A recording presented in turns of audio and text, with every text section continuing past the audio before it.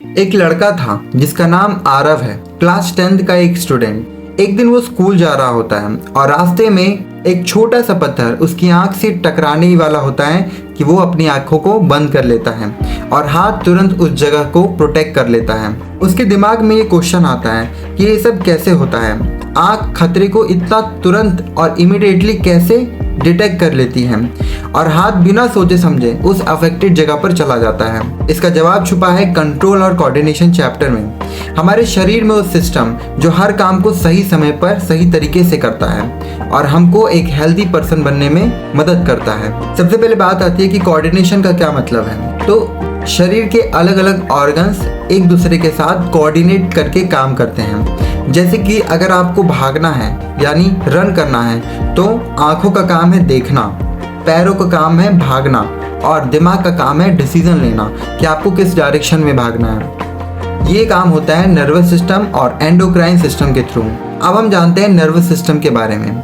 आरव घर आया, यूट्यूब पे वीडियो देखने लगा और वीडियो देखते देखते उसका हाथ गर्म चाय से जल गया, पर उसने बिना सोचे समझे अपना हाथ तुरंत हटा लिया। इस एक्शन को कहते हैं रिफ्लेक्स एक्शन और ये हैंडल करता है स्पाइनल कॉर्ड। नर्वस सिस्टम के कुछ पार्ट्स होते हैं। सबसे पहला आता है रिसेप्टर्स, मतलब सेंस ऑर्गन। इसमें आती है आँख, नोज, ईयर, टंग, स्किन। ये सारी चीज़ें हमको सेंस करने में मदद करती हैं। फिर आता है न्यूरॉन जो कि नर्वस सिस्टम का पार्ट है। ये एक बेसिक यूनिट होता है नर्वस सिस्टम की। पहले होते हैं डेंड्राइट्स जो कि सिग्नल रिसीव करते हैं। फिर आता है सेल बॉडी। फिर आता है एक्सॉन जो कि सिग्नल को भेजता है। फिर आता है टाइप्स ऑफ न्यूरॉन्स। इसमें आता है सेंसरी न्यूरॉन जो कि सेंस ऑर्गन से दिमाग तक सिग्नल पहुंचाता है। फिर आता है मोटर न्यूरॉन जो कि दिमाग से मसल तक सिग्नल को ट्रांसफर करता है। फिर आता है रिले न्यूरॉन जो कि दोनों के बीच का लिंक होता है। अब हम बात करते हैं द ब्रेन की। ब्रेन में मेजर 3 पार्ट्स होते हैं। सबसे पहले आता है सेरेब्रम, मतलब सोचना, याद करना, डिसीजन लेना, ये सारा काम सेरेब्रम करता है। फिर आता है सेरेबेलम, मतलब बैलेंस और मूवमेंट कंट्रोल करता है ये पार्ट। फिर आता है मेडुला यानी ब्रेन स्टीम, ये इनवॉलेंट्री एक्शंस को कंट्रोल करता है जैसे सांस लेना, हार्ट बीट एक्सेट्रा। अगर आपको ब्रेन का डायग्राम बनाना है तो ये 3 मेजर पार्ट्स को आप इंक्लूड कर सकते हो। फिर आता है रिफ्लेक्स एक्शन, वो काम जो हम बिना सोचे समझे तुरंत कर देते हैं। एग्जाम्पल गर्म चाय को छूना और हाथ तुरंत हटा लेना। ये एक्शन स्पाइनल कॉर्ड से कंट्रोल होता है और ब्रेन का इसमें इन्वॉल्वमेंट नहीं होता है, इसलिए जो रिस्पॉन्स होता है वो फास्टर होता है। पार्ट 4 आता है हार्मोनल यानी एंडोक्राइन सिस्टम। एक दिन आरव की माँ ने देखा कि उसकी हाइट तेजी से बढ़ रही है। उसने सोचा ये तो प्यूबर्टी का टाइम है, पर इसके पीछे का रियल रीजन है हार्मोन्स। ये बॉडी के अंदर केमिकल्स होते हैं जो अलग ऑर्गन्स को सिग्नल देते हैं। कुछ इंपॉर्टेंट एंडोक्राइन ग्लैंड्स और हार्मोन्स के बारे में हम बात करते हैं। सबसे पहले ग्लैंड आता है पिट्यूटरी ग्लैंड। ये हार्मोन होता है ग्रोथ हार्मोन, फंक्शन होता है हाइट बढ़ाना। सेकंड आता है थायराइड ग्लैंड जो कि थायरोक्साइन हार्मोन को रिलीज करता है। इसका काम होता है मेटाबॉलिज्म रेगुलेट करता है। फिर आता है एड्रेनल, ये रिलीज करता है एड्रेनालाइन हार्मोन को। इसका काम है इमरजेंसी हार्मोन, फियर, एंगर, इन सबको कंट्रोल करना। फिर आता है पैनक्रियास जो कि इंसुलिन प्रोड्यूस करता है, शुगर कंट्रोल करता है ये हार्मोन।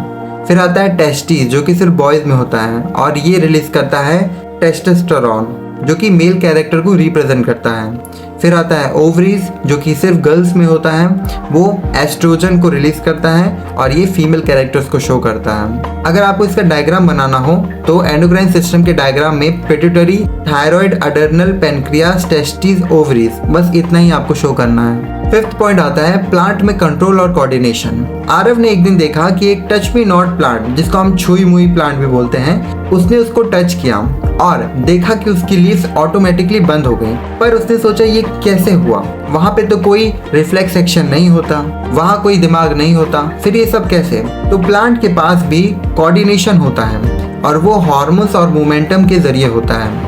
प्लांट के कुछ मूवमेंट्स के बारे में जानते हैं। सबसे पहले आता है नेस्टिक मूवमेंट जो कि टच या लाइट से होता है, ठीक है, नॉन डायरेक्शनल होता है जैसे छुई मुई प्लांट। दूसरा आता है ट्रॉपिक मूवमेंट्स, किसी डायरेक्शन में, मतलब फोटोट्रॉपिज्म जो कि लाइट के डायरेक्शन में होता है, जियोट्रॉपिज्म जो कि ग्रेविटी के डायरेक्शन में होगा और हाइड्रोट्रॉपिज्म जो कि वाटर के डायरेक्शन में होगा, ठीक है। और थाइगमोट्रोपिज्म जो कि टच की तरफ होता है, जैसे क्लिम्बर्ट प्लांट। कुछ प्लांट हार्मोन्स के बारे में बात करते हैं। सबसे पहला आता है ऑक्सिन जो कि ग्रोथ टुवर्ड स्लाइड होता है ना, मतलब ये ग्रोथ के लिए रिस्पॉन्सिबल होता है। फिर आता है गिबरलिन जो कि स्टीम इलोंगेशन होता है। फिर आता है साइटोकिनिन जो कि सेल डिवीजन में मदद करता है। फिर आता है एब्सिसिक एसिड जो कि ग्रोथ इनहिबिशन यानी स्ट्रेस हार्मोन को रेगुलेट करता है। आरव ने फाइनली समझा बच्चों कि हमारे शरीर एक फैक्ट्री की तरह काम करता है। हर काम बिल्कुल परफेक्ट और सिस्टमेटिक ढंग से होता है। दिमाग सोचता है, नर्व सिग्नल भेजते हैं, मसल रिएक्ट करते हैं और हार्मोन्स इंटरनल बैलेंस बनाए रखते हैं। कंट्रोल एंड कोऑर्डिनेशन ही वो प्रोसेस है जो हमें जिंदा, अलर्ट और अडेप्टेबल बनाता है। तो ये था control and coordination chapter class 10th का।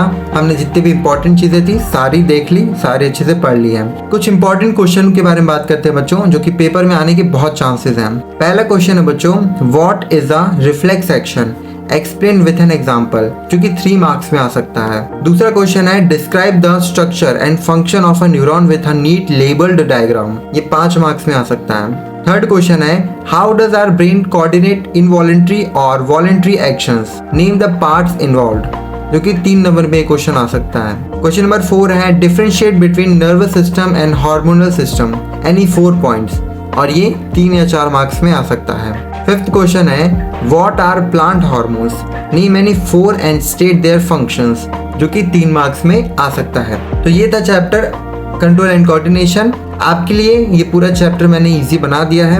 आपका बस इतना काम है, जितनी भी चीज़ें हैं आप उसको नोट्स में लिख लो और द टोटल एनसीईआरटी को सब्सक्राइब करना मत भूलना, क्योंकि आपके लिए हमेशा ऐसी हेल्पफुल, बेनिफिशियल और आपकी हमेशा मदद करने के लिए वीडियो अपलोड होती रहती है। आपका बस यही काम है कि आप इस चैनल पे बने रहिए और इस चैनल को फॉलो कीजिए। मैं मिलता हूँ अगली वीडियो में एक नए इंटरेस्टिंग चैप्टर के साथ। तब तक के लिए स्टे ट्यून्ड।